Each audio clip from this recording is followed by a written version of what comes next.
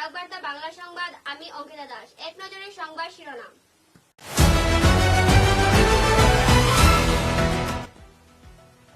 একটি উন্নত ভারতের চালিকা শক্তি হলো দেশের যুবক সমাজ।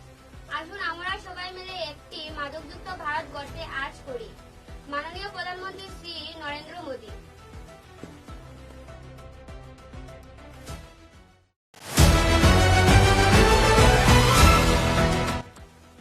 আজ Lions club of Silchar valley view অত্যন্ত উৎসাহ উদ্দীপনার সঙ্গে জাতীয় বন্ধুত্ব দিবস উপলক্ষে শিলচর সদর থানায় একটি বিশেষ অনুষ্ঠানের আয়োজন করে।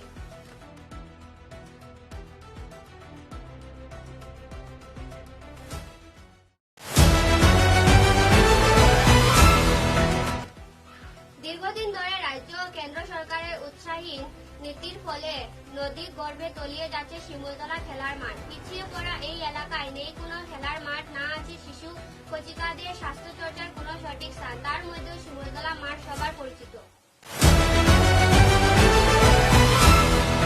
Surnath memorial Kalakrishna academy new Bhagatpur শিলচরের উদ্যোগে বিগত দিনের রথযাত্রা উৎসব এবং প্যারারথ অনুষ্ঠানে প্রতিযোগিতামূলক পর্বে উৎকৃষ্ট উপস্থাপনা ও যোগদানের জন্য বিজয়ী বিভিন্ন এলাকার রথযাত্রার কমিটি।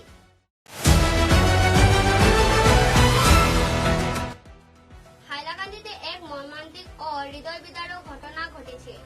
কাটলিছড়া থানার অন্তর্গত অলাইছড়া গ্রামে এক 15 বছরের নবম শ্রেণীর ছাত্রীকে অমানুষিক নির্যাতনের পর নির্মমভাবে